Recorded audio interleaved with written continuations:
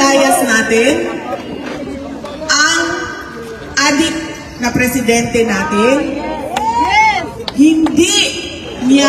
Hindi natin mapapabalik si dating Pangulong Rodrigo Duterte. Yes, sir. Ma'am, ano po ang inyong masasabi? Marami po kami mga, ano po inyong masasabi? Marami po kami Pilipino ang naniniwala na yung pagdakit ni Tatay Digong ay ginawang butas na nangyari doon sa LA noong March. Yan din ang sinabi ko nung unang-una pa lang. Sinabi nila fake news daw ako dahil hindi daw totoo yun. Totoo yun. Dahil ang nagkwento sa akin, nandoon mismo. Grabe. Ayan po ang ating i-react ngayon ha. Itong rally na naganap doon sa The Hague. At speech yun ni VP Sara na may bago siyang revelasyon patungkol po dito sa pagkamatay ni Paulo Tantoco. Nasabi ni VP Sara ang impormasyon na kumakalat na, di ba, kung matatandaan natin itong attack dog na si Auntie Claire Castro sa Malacanang, yung kay Bobby Tiglao raw na police report ay tampered. At yan po ang argumento ng Malacanang na fake news itong pangyayari na involved itong First Lady sa pagkamatay ni Paulo Tantoco of drug overdose. Especially na coke polboronic pa ang dahilan. Ngayon, sabi ni VP Sara sa revelasyon niya sa speech sa The Hague ay totoo yun. Hindi yun fake news. Kasi po, may nagsabi po sa kanya. Siya mismo nandoon sa pangyayari. Matindi yan ha. Sa tingin ko, meron na mga entourage na kasali sa entourage ni First Lady Liza Marcos na nagsabi kay VP Sara na totoo ang nangyari at saksi siya mismo kung ano ang nangyari doon kay Paulo Tantoco. I am not so sure na itong informanting ito, itong puting ahas ni VP Sara ay part of the entourage kasi wala na bang ibang nandun eh. Ang mga taong nandun ay mga entourage ni VP Sara. O sino pang ibang nandun? Yung mga senador nandun rin. So, sila-sila lang yun.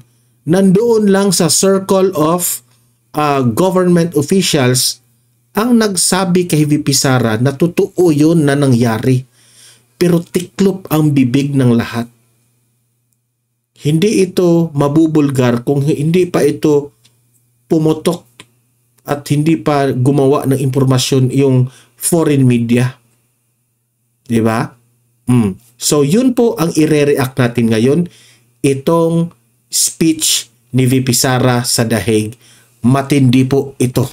Mga revelasyon. Okay? Pero bago ang lahat guys, help me po muna na i-like at saka i-share itong video na ito para guys kakalat ito sa taong bayan. Okay? O, sabay-sabay muna tayong mag-like and share sa Donmar TV. Itong video na ito, like and share. 1, 2, 3, go! Okay, naka-like and share na ba lahat? And also guys, sa mga bago pa lang dito sa aking channel, mag-subscribe na po kayo para lagi kayong updated sa ating mga balita. And at the same time, yung mga cellphone ninyo, ma-notify yan kung meron tayong breaking news, bagong uploads, o kung nagla-live ang ating channel. Ma-notify kayo lahat dyan. Kaya mahalaga po na mag-subscribe tayo sa Donmar TV. 1, 2, 3, go! Ayan, nakasubscribe na ba lahat? Okay, so panoorin natin ang speech ni VP Sara at sabay-sabay tayong magre-react dito ha. Okay, VP Sara, pasok. Kahit alam ko, naiintindihan ko, tayong lahat gusto natin mapalayas si BBM sa pwesto. Kasi wala tayong nakikita pagbabago o pagtutuloy ng pagbabago na nasimulan ni dating Pangulong Rodrigo Duterte. Tama. Kaya ang rason kung bakit natin siya binoto. Pero ma'am, kahit man mapalayas natin ang adik na presidente natin, Imagine that one, ha? Siya na mismo ang nagsabi na adik na presidente natin. So meaning to say, kung nasabi yan ni BP Sara na jadik itong si BBM, pinag-usapan na rin siguro ito nila ni Senator Amy Marcos, di ba? So siguro naman ako naiintindihan ko lang si Senator Amy Marcos kasi kapag ibubulgar yan ni Amy in public, malaking away yan sa pamilya, di ba? Di natin alam, baka meron rin mga members of the family ni Senator Amy na wag mo na lang ibulgar kasi lalaki ang away ninyo dyan sa pamilya, di ba? Galing na yan kay Vice President, ha? Jadik po ang ating Pangulo. Hindi natin mapapabalik si dating Pangulong Rodrigo Duterte. So dalawang bagay po yun, ma'am.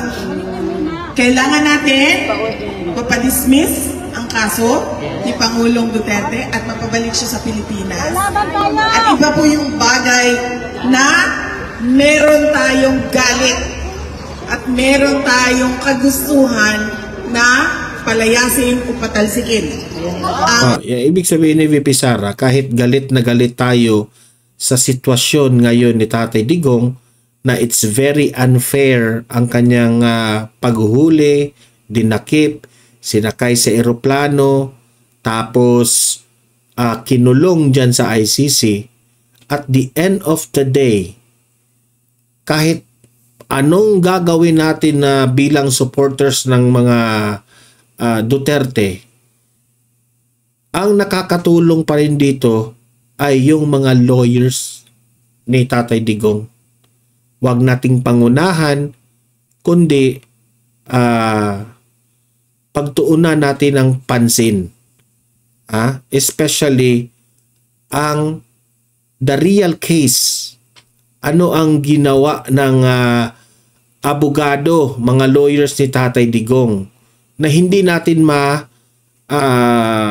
hindi tayo pwedeng mag-create ng kung ano-anong mga dahil lang sa galit natin na yan ang ikadahilan na matalo pa yung case diyan sa ICC. Okay? So ako,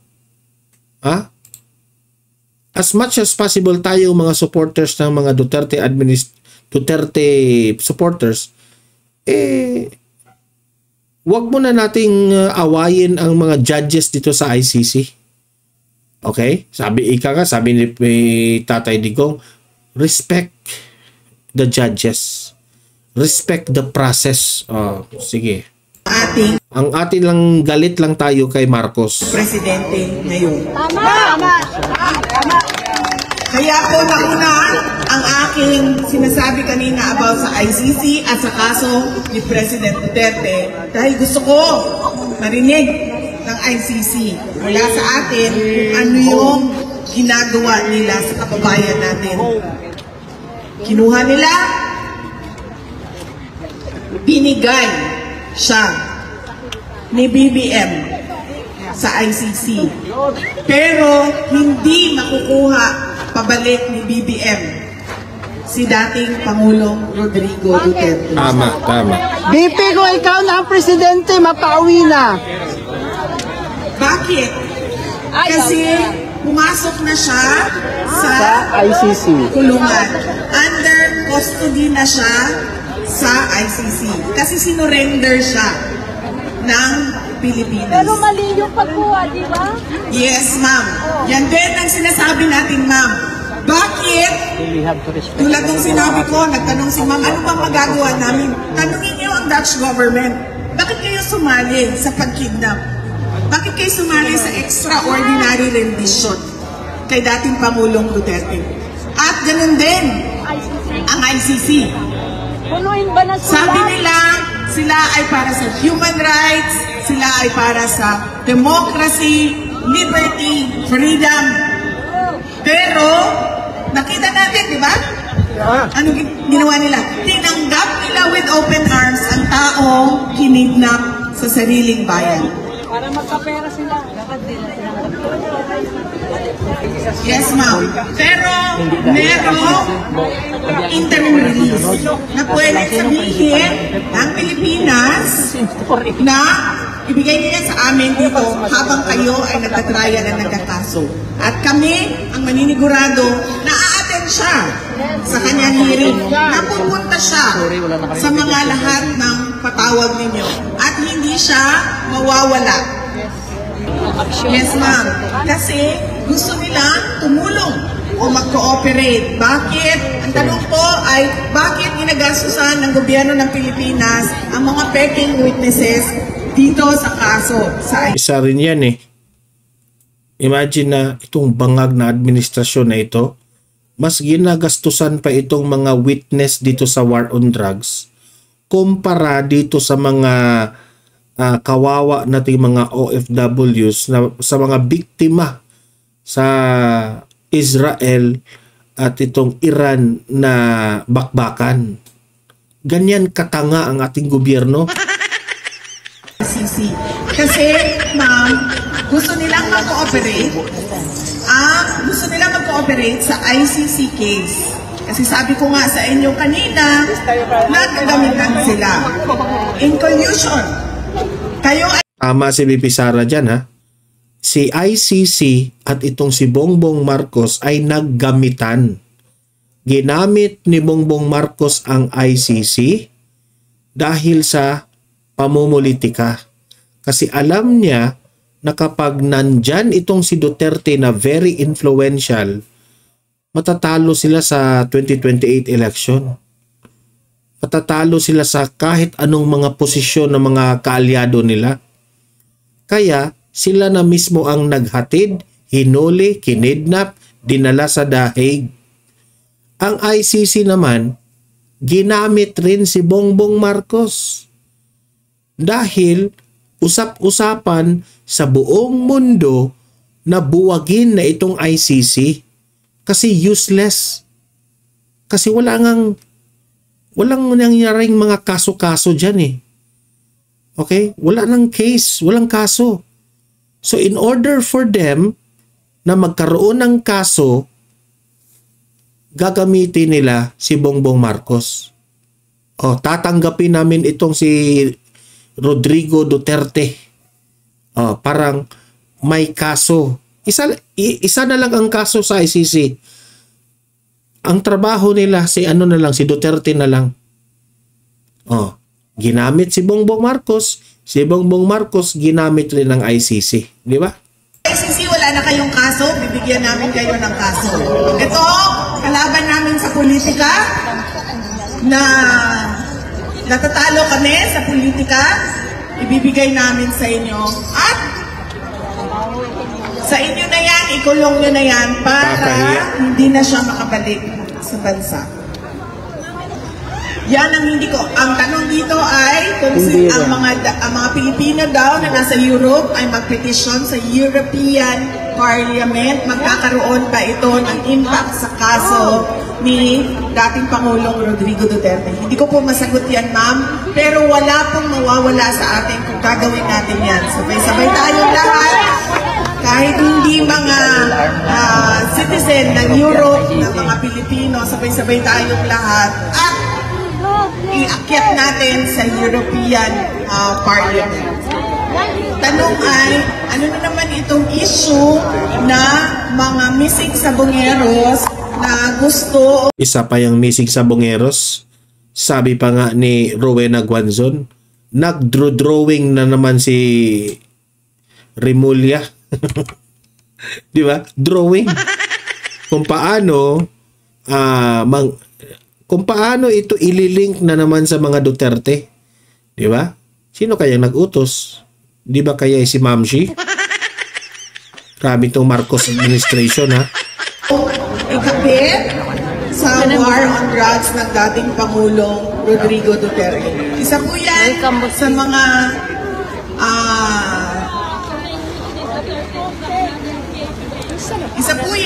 sa mga gusto nilang gawin, no, para palakasin yung kaso sa war on drugs. Ang gusto na lang nila sabihin, meron kaming mga nakitang buto dito.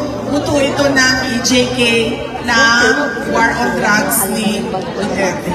Yan na po, napakasimple. Dahil wala naman po silang paggagamitan sa mga buto na yon, kung hindi ibalik yon sa mga pamilya ng mga nawalan ng mahal sa buhay. Dapat i-DNA, Sarah. Anong bakal sa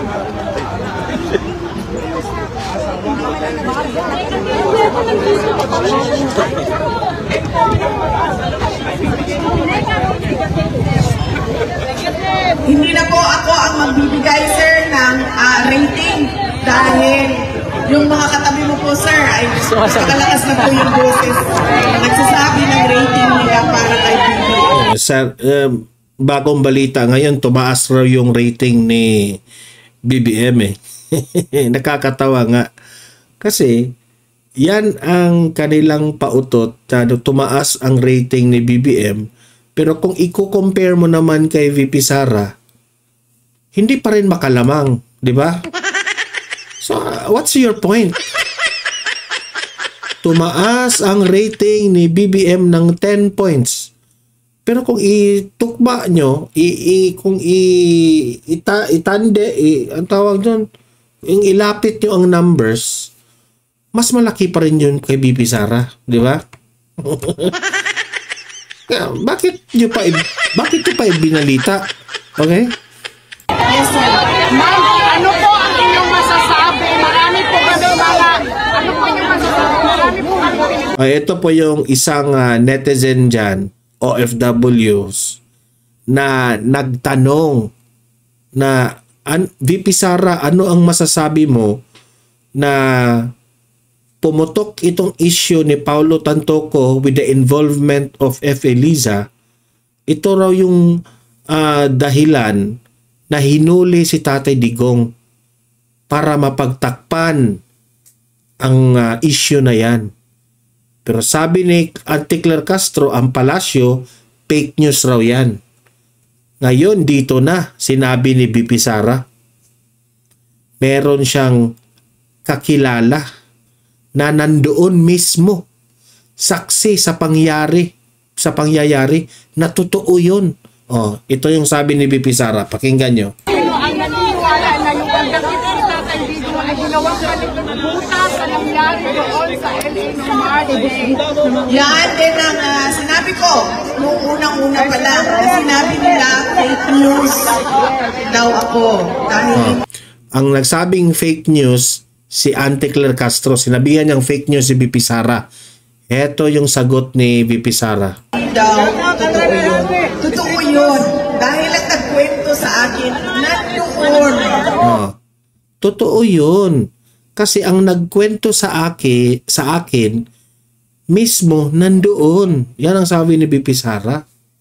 So matindi po ito, guys. Vice President yan, ha. Alangan naman magsisinungaling yan. Alam ko yung puting ahas ni VP Sara dyan na nagsabi sa kanya, duda ko niyan, ha. It's either part yan ng entourage ni F. Eliza or duda ko dyan. Baka yung senador na pumunta doon, dalawa lang naman yun yung senador nandun eh. Si J.V. Ejercito at si Chis Escudero. Anyway, so sila lang yun na pwede nating pagdududahan na nandun na nakapagsabi kay VP Sara na VP Sara, totoo yun. Saksi kami doon. Na may involvement nga. Grabe, kinakalibutan niya kung sa issue na yan eh. Si VP Sara na sabi niya na, Nandoon mismo. nandoon mismo. Ang nagsabi sa kanya na yung kay Paulo Tantocong issue na yan, na involvement ni Eliza, totoo yun. Ang informante niya mismo nandoon. Saksi sa dalawang mata. Good luck to you, if Eliza. At nangyari yon March 9. Binilisan nila ng binilisan. March 11, kinuha nila si dating Pangulo Rodrigo Duterte. Kung napapansin nyo, gawa natin ang timeline, makikita nyo, kada merong palpak o na-discover na kabalbalan na ginawa nila, tulad ng pag-question ni dating Pangulong Rodrigo Duterte sa blanco sa budget ng 2025 ay binilisan na nila ang huli kay dating Pangulong Rodrigo Duterte. Ganyan ang ginagawa nila. At nakikita natin lahat yun. Tayong mga mamamayan, nakikita natin, maliban na lang sa kanila at sa kanilang mga kampe ng mainstream media. Dahil walang nagsasalita doon sa Pilipinas. Yes, ma'am. Maraming nagsasabi na leader si BBM. Pero sa akin lang, ma'am. At ito, opinion ko lang. Dahil marami talaga nagsasabi na weak leader siya. Hindi siya weak leader, ma'am. Nagkukunwari lang siya mabait. Yes. Imagine that one ha. Nung sinabi ni Tatay Digong na weak leader itong si BBM, totoong-totoo pala yun. At nung marami sa atin na nagsasabing mabait si BBM, heto na, binulgar, revelasyon. Ha? Sa tingin ko ha, siguro part ito sa mga pinag-usapan nila ni Senator Amy Marcos. Magkaibigan sila eh. Siya mismo nagsabi ha, si BBM. Nagbait-baitan lang yan. Amy Marcos. Mga media, ha? Mga media, kung meron kayong chance na makapagtanong kay Senator Amy, ganito po ang tanong ninyo. Senator Amy, ano ang masasabi mo na sabi ni VP Sara na yung kapatid mo na bangag ay nagbait-baitan lang raw? Hindi daw yan totoong mabait. Nagbait-baitan lang. Good luck sa iyo, Marcos. Nagkukunwari siya ng mabait. Gusto niya Kunwari, mabait. ipakita sa lahat ng mga tao na mabait ako. Pero, Klarong-klaro naman. Ngayon ko lang na-connect na lahat ng ginawa ni Bongbong Marcos noong 2022 election, ang galing niyang mag-arte. Nakuha niya tayong lahat na iboto. Grabe. dahil presidente ka, magagaling pa rin sa iyo ang utos. Dahil lahat yan, ma'am, alam ko na yan. Alam ko ang trabaho sa gobyerno. Lahat yan magtatanong, may approval ba ito ni Inday Sara? Hindi gagalaw yan kung walang approval yan ng ulo. Kaya, hindi siya weak leader para sa akin. Ang basa ko sa kanya, gusto niyang ipakita na mabait siya na Marcos. Hindi siya tulad noong kanyang Mabait siya na Marcos, pero pasimple lang, no? Inatid si Tate Digong sa dahig. tatay, hindi siya yung Marcos na diktador. Ang kanya ay low-key ang kanyang gustong i-project sa ating lahat. Kung nakikita nyo, lagi niya Ibig sabihin, plastic. sinasabi, Wala naman akong problema kay Inday Sara. Pwede naman naming pag-usapan yan. Pero, noong nag-uusap pa kami, ano ba ang ano niya? Ano ba yung sinabi niya sa akin? Wala. Nagtanong siya sa akin. Ano ba ang mga project? Sinabi ko sa kanya, may nangyari ba? Wala. Tapos na itong administrasyon na ito. Midterm na sila. 3 taon na ang lumipas, pero wala pa rin tayong nakita. Tama. Kulang na ang 3 taon para sila ay gumawa na big ticket projects o malalaking development projects para sa ikauunlad Wala ng talaga. bansa.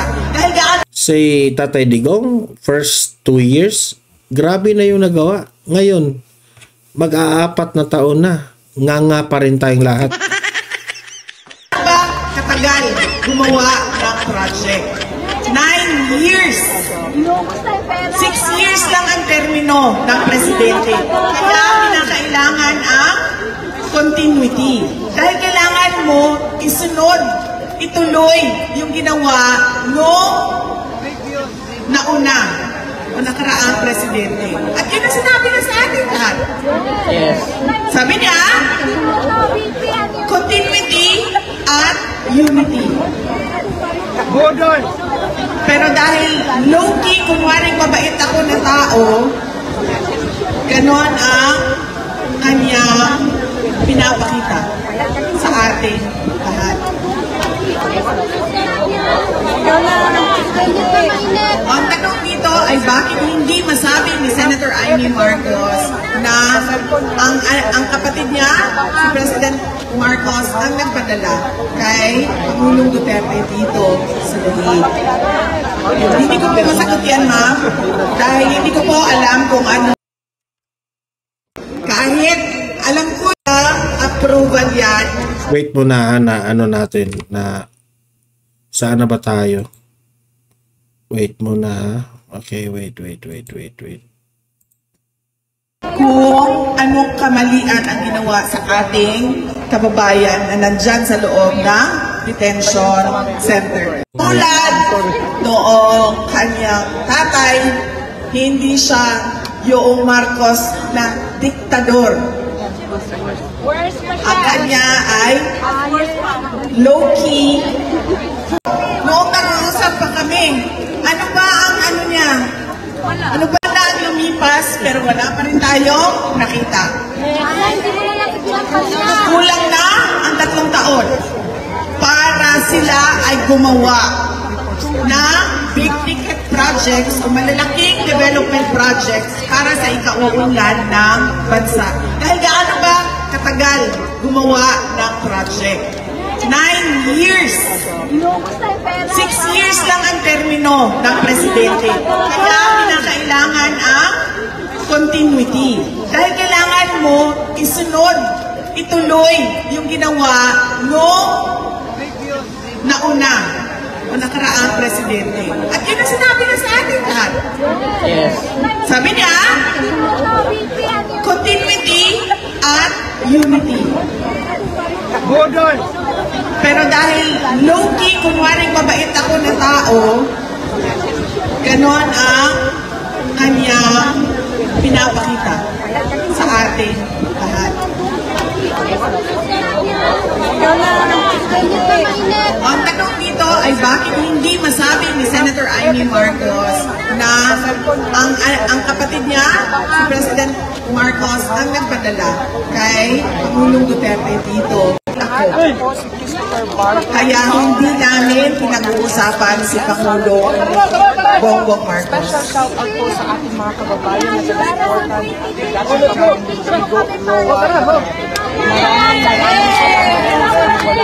Maraming salamat. Dito natapos ang aking talumpati sa ICC. Ako nang bahala na ipagpatuloy yung aking mensahe sa iba't ibang plataforma dahil ang ating mga kababayan sa Korea ay ganun din ang kanilang gagawin. Gusto nila ng rally na makita ng mundo kung anong kamalian ang ginawa sa ating kababayan na nandyan sa loob ng Detention Center. Magkita-kita po tayo mamaya. Yes. Dahil ako po ay hindi European at hindi ko na kaya. Sunblock, sunblock.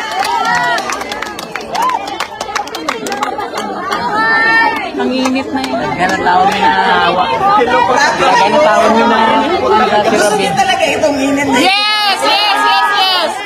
Yes. Wala kayong pagkakasakit. Hindi. So, bali sa lahat ng ito, ako lang pala ang magkakasakit. Ayaw magkasakit kay presidente pa ka. Ayaw natin ang araw sa Pilipinas, araw-araw ito. Minsan lang ito dito. Yes, ma'am. Kasi ano yan uminit, no? At bihira lang yan dyan sa The Hague. Oh.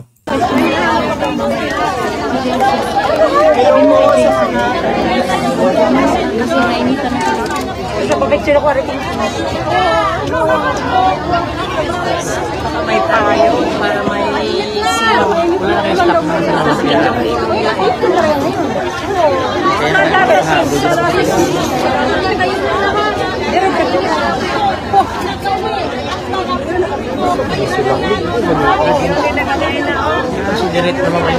Ako din, ma'am. Kahit ako, ma'am, gusto mo rin na talaga. Sabi ko nga, I am frustrated with the administration of BBM. Gusto ko na rin, dahil nagsasayang tayo ng oras, magsayang tayo ng oras. Nagmamadali po tayo bilang isang bansa. Alvin! Nagpapasalamat ako sa inyong lahat, sa inyong suporta at sa ating pagkikon yung umaga na ito. Ayan, pagkatapos nito may interview pa si VP Sara. Panoorin natin. Kaya po at patuloy tayo mamaya.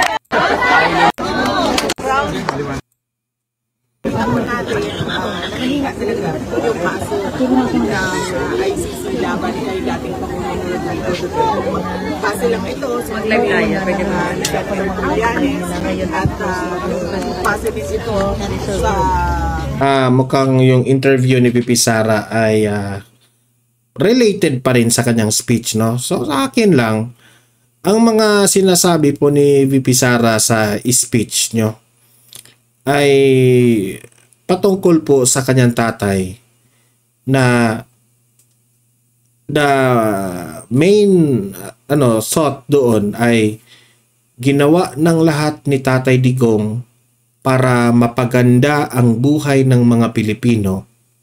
Pero dahil lang sa pamumulitika, ito yung isinukli. Napakulong yung tatay niya. Imagine that one, ang nagpakulong kay Tatay Digong, yun pa yung anak na pinalibing ni Duterte sa libingan ng mga bayani. Kung hindi dahil sa mga Duterte, okay, former President Duterte, hindi malilibing si Marcos Sr. sa libingan ng mga bayani. Ilang nagdaang presidente? How many presidents after Marcos Sr. died and tuloy-tuloy na yun? Sino? Si Cory Aquino, si Ramos, si Erap, si Gloria Macapagal Arroyo, si Pinoy. 5 presidente. Nangangarap ang Marcos na mailibing si Marcos Sr. sa libingan ng mga bayani. Hindi pinayagan. Pero ngayon, pagdating ni Tatay Digong, pinalibing doon. Di ko nga maintindihan kung naisip ba yun ng mga Marcos. Wala kayong utang na loob. Yung tatay nyo, na nagsasuffer. Hindi kasi ano yan eh, merong mga kasabihan ang mga ibang mga religious ibang religion na hindi mapatahimik ang patay kung hindi mailibing ng maayos. Doon pa lamang nakakakilabot yun eh. Isang Duterte lamang po, pinalibing niya ang tatay ng Marcos.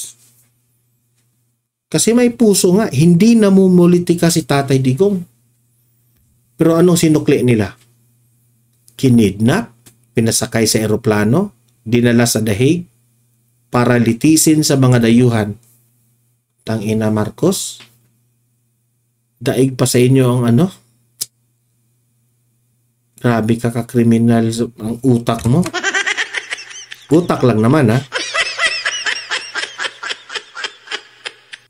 Kung wrong word man yung kriminal na yan, balasubas ka, wala kang puso ha. Sorry po my word criminal. Mali yun. Kasi I don't want to criticize Marcos na utak lang naman ang ibig kong sabihin doon. Hanggang ngayon, marami sa mga Pilipino, taong bayan, ang nagluluksa sa kalagayan ni Tatay Digong. Try to look back kung anong nangyari sa birthday ni Tatay Digong. Lumabas lahat ng tao. Halos nga maiyak sila. Hindi ko nga maintindihan kung mananalo pa sila sa 2028 election. Ang kakapal ng mga mukha nito mga Marcos na ito. Ano kayong sasabihin ni Imelda Marcos rin? Ano kayong sasabihin rin ni Senator Amy Marcos dito? Kasi issue kasi yung si Senator Amy Marcos eh. Kasi hindi mo maintindihan kung ano ba talaga ang totoong agenda niya. Nagyayaw-yaw na itong si Kaufman sa kanya. Pagkatapos nilang mag-hearing doon sa Senado, wala pang document sa website na pwedeng i-download yung mga pangyayari lahat doon. Pero anyway, si VP Sara is kitang-kita mo naman, nire-respeto si Senator Amy kasi wala naman talagang kinalaman si Senator Amy sa pagbuwag ng mga unit team o si Bongbong at saka si VP Sara. Pero ngayon na nabulgar na may informante, may puting ahas si VP Sara na nagsasabi nandun siya sa pangyayari ni Paulo Tantoco. One of these days ay itong si VP Sara, i-reveal yan. Sino kayang nagsabi kay VP Sara? I hope lumutang ka rin. Diba? So guys, yun po ang topic natin ngayon. I hope na na-enjoy nyo ang speech ni VP Sara. It's time to sleep now. So thank you very much. Mag-comment, mag-react po kayo. And libre lang mag-comment yan guys ha. Usap-usap tayo sa comment section. And don't forget i-like, i-share itong video na ito ha para aabot ng maraming audience. And subscribe Donmar TV. Libre lang ang mag-subscribe kaya subscribe na po. Okay? Para updated kayo lagi. Okay? See you in my next video. Have a great day, have a great night. God bless po sa ating lahat. Mabuhay ang Pilipinas. As what VP Sara said, God save the Philippines. Bye-bye.